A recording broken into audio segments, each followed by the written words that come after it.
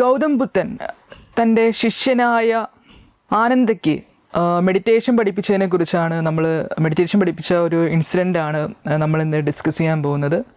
It's A beautiful സ്റ്റോറിയാണ് actually എന്ന് പറയുന്നത്. സോ ബുദ്ധനും ആനന്ദനും കൂടെ ഒരു ഫോറസ്റ്റിലൂടെ പോയിക്കൊണ്ടിരിക്കുകയായിരുന്നു. അവരുടെ ഒരു കാട്ടിൽ കൂടെ സഞ്ചരിക്കുകയായിരുന്നു. സോ ആ ഫോറസ്റ്റിലൂടെ സഞ്ചരിച്ചുകൊണ്ട് ഇരിക്കുന്നതിൻ്റെ ഇടയിൽ ബുദ്ധൻ തൻ്റെ ശിഷ്യനായ ആനന്ദയോട് പറഞ്ഞു, അതായത് എനിക്ക് ദാഹിക്കുന്നു, എനിക്ക് കുറച്ച് വെള്ളം വേണമെന്ന് പറഞ്ഞു. അപ്പോൾ ഉടനെ തന്നെ അടുത്തൊരു സ്ട്രീം ഒരു പുഴയരുവി അവർ ഓൾറെഡി പാസ് ചെയ്ത് കഴിഞ്ഞായിരുന്നു. അപ്പം ആ ഒരു സ്ട്രീമാണ് ഗൗതം ബുദ്ധൻ പറഞ്ഞത് ആനന്ദയോട് പറഞ്ഞു. അതായത് ആ ഒരു സ്ട്രീമിൽ പോയിട്ട് അവിടുന്ന് വെള്ളം എടുത്തുകൊണ്ട് വരാൻ ആ ശിഷ്യനോട് ഗൗതം ബുദ്ധൻ പറഞ്ഞു.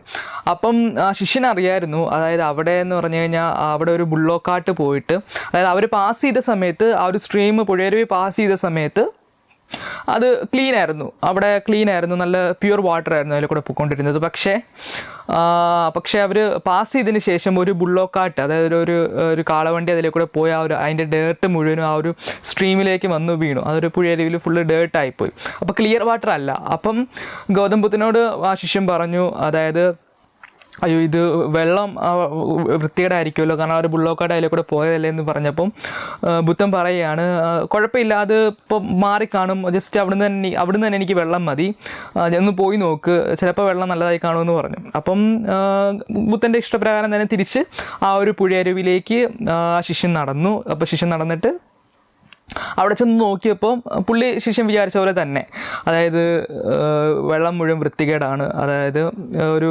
ഡേർട്ടാണ്, ഫുള്ളാണ്. അപ്പോൾ പിന്നെ ആ വെള്ളം എടുക്കാൻ പറ്റൂല. അപ്പോൾ തിരിച്ച് ഈ കാര്യം ഗൗതം ബുദ്ധനോട് പറയാൻ വേണ്ടി തിരിച്ച് ബുദ്ധൻ നിന്ന സ്ഥലത്തേക്ക് അദ്ദേഹം വീണ്ടും അങ്ങോട്ടേക്ക് എത്തി. എന്നിട്ട് ബുദ്ധനോട് പറഞ്ഞു, ആ വെള്ളം മുഴുവൻ മോശമാണ്, ആ വെള്ളം കുടിക്കാൻ കൊള്ളൂല എന്ന് പറഞ്ഞു. അപ്പോൾ ഉടനെ ബുദ്ധൻ തിരിച്ചു പറയുകയാണ്, അതായത് നിനക്ക് അവിടെ തന്നെ കുറച്ച് നേരം നിന്നൂടായിരുന്നോ, അതായത് അവിടെ ആ വെള്ളം കുറച്ച് കഴിയുമ്പോൾ ചിലപ്പോൾ നല്ല പ്യൂരിഫൈഡ് ആയേനെ, അവിടുന്ന് തന്നെ എനിക്ക് വെള്ളം മതി, തിരിച്ചു പോകുമെന്ന് പറഞ്ഞ് വീണ്ടും നിർബന്ധിച്ച് അങ്ങോട്ടേക്ക് വിടാൻ ശ്രമിച്ചു. അപ്പോൾ വീണ്ടും ആ ശിഷ്യൻ പറയുന്നത്, നമുക്ക് വേറെ ഒരു പുഴയരുവി നോക്കിയാൽ പോരെ, മുന്നോട്ട് നടക്കുമ്പോൾ ഇനിയും വല്ലതൊക്കെ കാണുമെന്ന് പറഞ്ഞു. അപ്പം ഗൗതം ബുദ്ധൻ പറഞ്ഞു, എനിക്ക് അവിടുന്ന് തന്നെ മതി എന്ന് നിർബന്ധം പിടിച്ചു. അപ്പോൾ ആ ശിഷ്യനെ തിരിച്ച് ആ ഒരു അരുവിയിലേക്ക് വിട്ടു.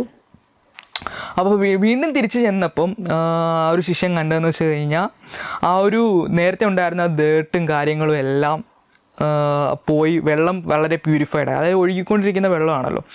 അപ്പം ഭയങ്കര ഫാസ്റ്റായിട്ടുള്ള റണ്ണിങ് വാട്ടർ അല്ലെങ്കിൽ പോലും ചെറിയ രീതിയിലാണ് ഒഴുകിയെങ്കിലും നേരത്തെ ഉണ്ടായിരുന്ന ആ ഒരു ഡേർട്ടും കാര്യങ്ങളും എല്ലാം ഈ ഒരു ടൈം കൊണ്ട് മാറിപ്പോയി, പ്യൂരിഫൈഡ് ആയി, വാട്ടർ ഒന്നും കൂടെ പ്യൂരിഫൈ ആയി. എന്നിട്ട് ആ വെള്ളം എടുത്ത് തിരിച്ച് ഗൗതം ബുദ്ധന് കൊണ്ട് കൊടുത്തു. അപ്പം ആ ഒരു ഇൻസിഡൻറ്റ് അത് കഴിഞ്ഞ് അവർ മുന്നോട്ട് നടന്നു പോയി, വെള്ളം കുടിച്ചു കഴിഞ്ഞ് അവർ മുന്നോട്ട് നടന്നു പോയി. അപ്പോഴാണ് ഈ ആനന്ദ എന്ന് പറഞ്ഞ ആ ഒരു ഡിസൈപ്പിള് പുള്ളിയെ കൊണ്ടാണല്ലോ എടുപ്പിച്ച് ഈ കാര്യങ്ങൾ ചെയ്യിപ്പിച്ചതല്ല. അപ്പോൾ എന്തുകൊണ്ടാണ് ബുദ്ധൻ എന്നെ ആ ഒരു അരുവിയിലേക്ക് തന്നെ വീണ്ടും നിർബന്ധിച്ച് വിട്ടു, കാരണം വേറെ അരുവികളൊക്കെ മുന്നിലുണ്ട്, എന്നിട്ടും ആ ഒരു സ്പോട്ടിലേക്ക് തന്നെ വീണ്ടും എന്തിനാണ് നിർബന്ധിച്ച് വിട്ടതെന്നിങ്ങനെ ചിന്തിച്ചപ്പോഴാണ് ആ ശിഷ്യന് മനസ്സിലായത്, അതായത് ആക്ച്വലി നമ്മുടെ ആ ഒരു മൈൻഡും നമ്മുടെ ആ ഒരു എന്താ പറയുക തോട്ട്സ്, ഇമോഷൻസ്, നമ്മുടെ നമ്മൾ നെഗറ്റീവായിട്ട് കാണുന്ന പല കാര്യങ്ങളും നമ്മുടെ ഒരു പുഴയരുവിയിലെ ഡേർട്ട് പോലെയുള്ളൊരു സംഭവങ്ങളാണ്. അതായത് അതിനൊന്നും ഒരു പെർമനൻസി ഇല്ലാത്ത സാധനങ്ങളാണ്. അതായത് ഇങ്ങനെ അത് വന്നു പോകും. അതായത് ഇപ്പോൾ നമ്മൾ മൈൻഡ് തന്നെ വാച്ചിത തന്നെയാവും. മൈൻഡിൽ ഇടയ്ക്ക് ഗുഡ് തോട്ട്സ് വരുന്നു, ബാഡ് തോട്ട്സ് വരുന്നു, ഫീലിങ്സ് വരുന്നു. ഇതെല്ലാം ഇങ്ങനെ ഒന്നും പെർമനൻ്റ് ആയിട്ട് നിൽക്കുന്നില്ല. ഇടയ്ക്ക് ആങ്കർ വരുന്നു, ജലസി വരുന്നു, അങ്ങനെ. പക്ഷെ ഇതൊന്നും പെർമനൻ്റ് അല്ല. ഇതിങ്ങനെ വന്ന് ഇങ്ങനെ ഒരു പാസിങ് പോലെയാണ്. ഒരു ഫിലിം സ്ക്രീനിൽ നമ്മൾ കാണുന്ന പോലെ it's like going on like A flux ആണ്. ഇറ്റ്സ് നോട്ട് ഒരു സ്റ്റാറ്റിക് ആയിട്ട് നിൽക്കുന്നൊരു സംഭവമല്ല. ഇതിങ്ങനെ വന്നിങ്ങനെ പൊക്കോണ്ടേയിരിക്കുന്നു.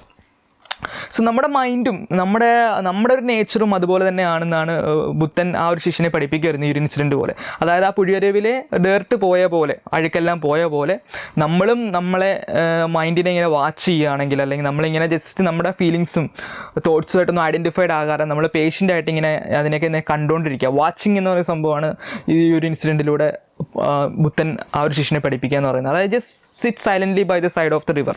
അതായത് ആ പുഴയുടെ അരിവിൽ ആദ്യം അപ്പം ബുദ്ധൻ ആദ്യം തന്നെ ആ ശിഷ്യനെ വിട്ടപ്പം പെട്ടെന്ന് പുള്ളി നോക്കിയപ്പോൾ അവിടെ അഴുക്കായിരുന്നു. അതുകൊണ്ട് ഉടനെ തന്നെ തിരിച്ചു പോയി. അതിന് പകരം അവിടെ തന്നെ നിന്നിരുന്നെങ്കിൽ, കുറച്ച് നേരം വെയിറ്റ് ചെയ്ത് നിന്നിരുന്നെങ്കിൽ ഓട്ടോമാറ്റിക്കലി ആ അഴുക്ക് പോയി നല്ല പ്യൂർ വാട്ടർ വരുന്നത് വരെ അദ്ദേഹത്തിന് വെയിറ്റ് ചെയ്യാനുള്ള ഒരു പേഷ്യൻസ് ഉണ്ടായിരുന്നെങ്കിൽ അദ്ദേഹത്തിന് തന്നെ അപ്പം തന്നെ അത് ആ ഒരു തിരിച്ചറിവ് ഉണ്ടായേനെ. ഒരുപക്ഷെ ഞാൻ അവിടെ കുറേ നേരം വെയിറ്റ് ചെയ്തിരുന്നത്, പക്ഷേ വെയിറ്റ് ചെയ്യാനുള്ള പേഷ്യൻസ് ആ ശിഷ്യൻ കാണിച്ചില്ല. വീണ്ടും ഉടനെ തന്നെ പെട്ടെന്ന് ബുദ്ധൻ്റെ അടുത്തേക്ക് തിരിച്ചു ഓടിപ്പോവുകയാണ് ആദ്യം ചെയ്തതെന്ന് പറഞ്ഞു കഴിഞ്ഞാൽ. അതുകൊണ്ടാണ് ബുദ്ധൻ വീണ്ടും പറഞ്ഞു വിട്ടത്. അപ്പോൾ ഇതിൽ ഈ ഒരു ഇൻസിഡൻറ്റ് കാണിക്കുന്നത് നമുക്കൊരു പേഷ്യൻസ് ഉണ്ടെങ്കിൽ, അതായത് നമ്മൾ നെഗറ്റീവ് സ്റ്റേറ്റ് വരിക അല്ലെങ്കിൽ സാഡ്നെസ് ഒക്കെ വരുമ്പോൾ നമുക്കതിനെ ഒരു സൈലൻ്റ് ആയിട്ട് സിറ്റ് ചെയ്ത് നമ്മൾ ഐഡൻറ്റിഫൈഡ് ആകാതെ ആ ഒരു സിറ്റുവേഷനെ നമുക്ക് വാച്ച് ചെയ്യാനുള്ള കപ്പാസിറ്റി, ഒരു പുഴയരികിൽ ഇരുന്ന് നമ്മൾ ആ ഒരു പുഴയിലെ ഡേർട്ടിനെ നോക്കുന്ന പോലെ ജസ്റ്റ് ഇങ്ങനെ അതിനെ കണ്ടുകൊണ്ടിരിക്കുക. അത് ഓട്ടോമാറ്റിക്കലി പയ്യനെ നീങ്ങി ആ ഒരു ഒഴുക്കിനനുസരിച്ച് അതിങ്ങനെ പൊക്കോളും. നമ്മൾ ഐഡൻറ്റിഫൈഡ് ആകാതെ അതിനിങ്ങനെ കണ്ടുകൊണ്ടിരിക്കുകയാണെങ്കിൽ നമ്മൾ നെഗറ്റീവായിട്ട് കാണുന്ന പല ഇമോഷൻസും തോട്ട്സും ഫീലിങ്സും എല്ലാം ഇതുപോലെ പോയി നമ്മൾ ഓട്ടോമാറ്റിക്കലി നമ്മൾ പ്യൂരിഫൈഡ് ആകും. നമുക്ക് ആ ഒരു വാച്ച് ചെയ്യാനുള്ള ഒരു പേഷ്യൻസും ഉണ്ടായാൽ മതി. This is one of the fundamentals of Buddhist meditation ആണ് being a witness, being a watching.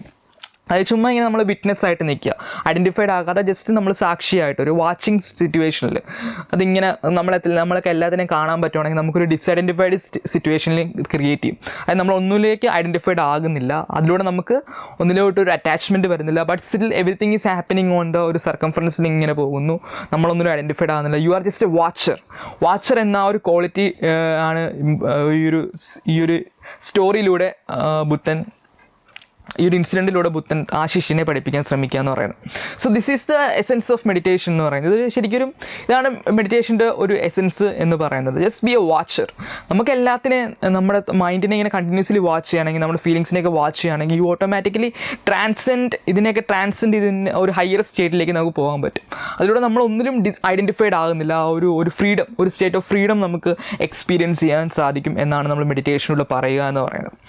So ഈ സ്റ്റോറി എന്ന് പറയുന്നത് ആക്ച്വലി ഫാക്ച്വൽ ആയിട്ടുള്ള ഒരു സംഭവം, ശരിക്കും ഒരു ഹിസ്റ്റോറിക്കൽ ഇൻസിഡൻ്റ് ഒന്നും അല്ല ഈ സ്റ്റോറി എന്ന് പറയുന്നത്. ഇത് ആക്ച്വലി ഓഷോ എന്ന 20-ാം നൂറ്റാണ്ടിൽ ജീവിച്ചിരുന്ന എൻലൈറ്റൻഡ് ആയിട്ടുള്ള മാസ്റ്റർ, സോ അദ്ദേഹം വളരെ ഫേമസ് ആണല്ലോ. സോ അദ്ദേഹം ആക്ച്വലി ഇൻവെൻറ്റ് ചെയ്തൊരു സ്റ്റോറി ആയിട്ടാണ് ഇത് കാണുന്നത്. പുള്ളി തന്നെ പറഞ്ഞിട്ടുണ്ട്, പുള്ളിയുടെ പ്രഭാഷണങ്ങളിൽ പുള്ളി പലതവണ പറഞ്ഞിട്ടുണ്ട് ഈ സ്റ്റോറി ആക്ച്വലി ഫാക്ച്വൽ അല്ല, ഇത് ഞാൻ തന്നെ മെഡിറ്റേഷൻ ആൾക്കാരിലേക്ക് എളുപ്പത്തിൽ മനസ്സിലാക്കാൻ വേണ്ടി ഇൻവെൻറ്റ് ചെയ്തൊരു സ്റ്റോറിയാണെന്നാണ് ഓഷോ തന്നെ പറഞ്ഞിട്ടുള്ളത്. ബുദ്ധിസ്റ്റ് സ്ക്രിപ്ചേഴ്സിലോ ട്രഡീഷനിലോ ഒന്നും ഈ ഒരു സ്റ്റോറി ഇതിനു മുമ്പ് ഉണ്ടായിട്ടില്ല. സോ ആക്ച്വലി ഇത് ഓഷോ ഇൻവെൻറ്റ് ചെയ്തൊരു സ്റ്റോറിയാണ്. ബുദ്ധനോടുള്ള ഇഷ്ടപ്രകാരം അദ്ദേഹം ഇൻവെൻറ്റ് ചെയ്ത് ബുദ്ധനെയും അദ്ദേഹത്തിൻ്റെ ആ ഒരു പ്രിയ ശിഷ്യനായ ആനന്ദയെയും കുറിച്ച് ഇൻവെൻറ്റ് ചെയ്തൊരു സ്റ്റോറിയാണ് ഇതെന്ന് പറയുന്നത്. പക്ഷേ ഇറ്റ്സ് എ ബ്യൂട്ടിഫുൾ സ്റ്റോറിയാണ്. ഒരുപാട് സിഗ്നിഫിക്കൻസ് ഉണ്ട്. ഇത് ഫാക്ച്വൽ അല്ലെങ്കിൽ പോലും ഒരുപാട് സിഗ്നിഫിക്കൻസ് നമ്മുടെ മെഡിറ്റേഷൻ എന്ന എസെൻസിനെ കാണിക്കുന്ന ഒരു സംഭവമാണ്. ഒരു വാച്ചിങ്, വിറ്റ്നസ്സിങ് എന്ന ക്വാളിറ്റിയാണ് മെഡിറ്റേഷൻ എന്ന് തിരിച്ചറിയിപ്പിക്കുന്ന ഒരു സ്റ്റോറിയാണ് ഇതെന്ന് പറയുന്നത്.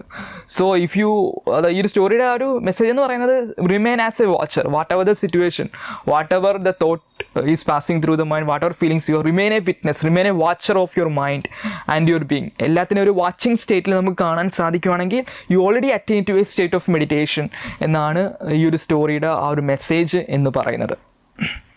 So it's one of the it's such a beautiful story. Hope you like it.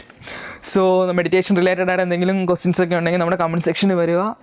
Contact number കൊടുത്തിട്ടുണ്ട്. എന്തെങ്കിലും ഡൗട്ട്സ് ഉണ്ടെങ്കിൽ കോൺടാക്ട് ചെയ്യുക. So that's in this video. Thank you for watching.